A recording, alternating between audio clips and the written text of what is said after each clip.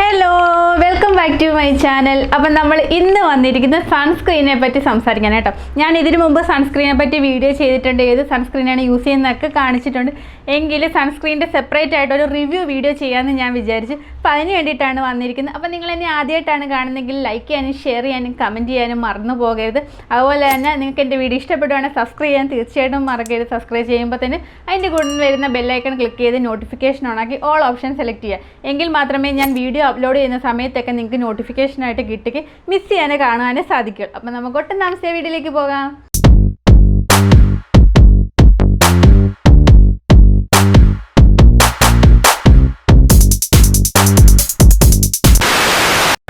Sunscreen എന്ന് പറഞ്ഞാലും പൊതുവെ എല്ലാവർക്കും അറിയായിരിക്കും, നോർമലി എല്ലാവരും യൂസ് ചെയ്യുന്നതായിരിക്കും. എങ്കിലും അറിയാത്തവർക്ക് വേണ്ടി പറയുകയാണ്, സൺസ്ക്രീൻ എന്ന് പറയുന്നത് നമ്മുടെ സ്കിന്നിനെ സണ്ണിൽ നിന്ന് പ്രൊട്ടക്റ്റ് ചെയ്യാനായിട്ട് ഒരു ക്രീമാണ്. ഒരു ഔട്ട് ലെയർ പോലെ നമ്മുടെ സ്കിന്നിലേക്ക് അപ്ലൈ ചെയ്ത് കൊടുക്കുന്ന ഒരു ക്രീമാണ് സൺസ്ക്രീൻ എന്ന് പറയുന്നത്. സൺസ്ക്രീനായിട്ട് സൺ ബ്ലോക്കായിട്ടും ഇത് മാർക്കറ്റിൽ അവൈലബിൾ ആണ്.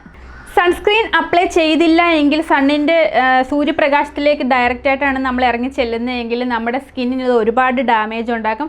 എപ്പോഴും പറയുന്ന പോലെ തന്നെ റിങ്കിൾസ് വരാനായിട്ടും ഏജിങ് ആകാനായിട്ട് ഹെൽപ്പും. ഇതിനേക്കാൾ എല്ലാം ഉപരി നമ്മുടെ സ്കിൻ പൊള്ളിപ്പോകാൻ വരെ ഇത് കാരണമാണ്. കാരണം നല്ല നട്ടുച്ച സമയത്ത് സൂര്യൻ പൊള്ളി നിൽക്കുന്ന സമയത്തൊക്കെ വെയിലാണ് നമ്മൾ കൊള്ളുന്നതെങ്കിൽ നമ്മുടെ സ്കിന്നിന് ഇത് പൊള്ളിപ്പോകാനായിട്ടും ഇറിറ്റേഷൻസ് ഉണ്ടാകാനായിട്ടും കാരണമാവും. ഞാനിപ്പോൾ അത്രയും നല്ല വെയിലൊക്കെ കൊണ്ടിട്ടാണ് വീട്ടിൽ വരുന്നതെങ്കിൽ എൻ്റെ സ്കിന്നിൽ ചൊറിച്ചിൽ പോലെയൊക്കെ ഫീൽ ചെയ്യാറുണ്ട്.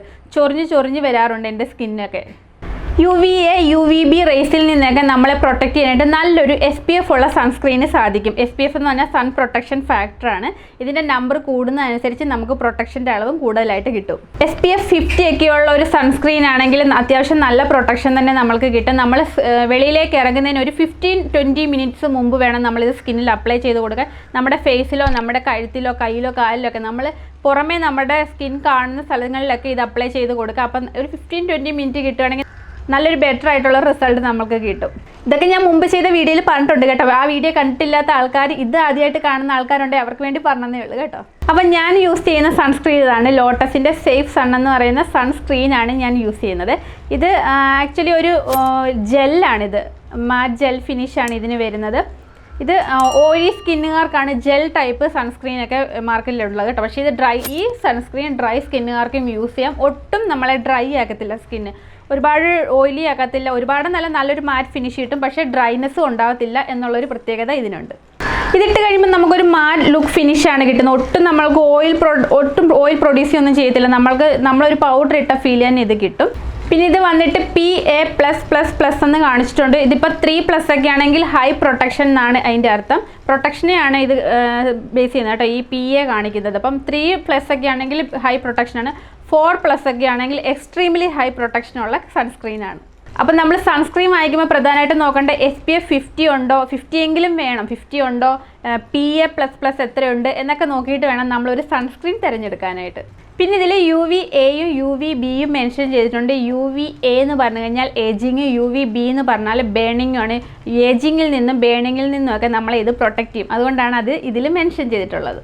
പിന്നെ ഇതിൽ ഇവർ മെൻഷൻ ചെയ്തിട്ടുണ്ട് നോർമൽ ടു ഓയിലി സ്കിന്നിനാണ്, പക്ഷേ ഇത് ഓൾസോ ഡ്രൈ സ്കിന്നുകാർക്കും യൂസ് ചെയ്യാം കേട്ടോ. പിന്നെ ഇത് നമ്മൾ സ്കിന്നിൽ അപ്ലൈ ചെയ്ത് കൊടുക്കേണ്ടത് ഇതൊരു കുറച്ച് പ്രോഡക്റ്റ് എടുത്തിട്ട് ജസ്റ്റ് നമ്മുടെ കയ്യിലൊന്നാക്കിയിട്ട് നമ്മൾ ജസ്റ്റ് ഡാബ് ചെയ്ത് കൊടുക്കുക. നമ്മളിങ്ങനെ സ്വൈപ്പ് ചെയ്ത് നമ്മുടെ സ്കിന്നിലേക്ക് അങ്ങ് അബ്സോർബ് ആക്കി കൊടുക്കരുത്. നമ്മുടെ ഒരു ഔട്ടർ ലെയർ പോലെ നമ്മുടെ സ്കിന്നിന് മുകളിൽ നിൽക്കേണ്ടതാണ്.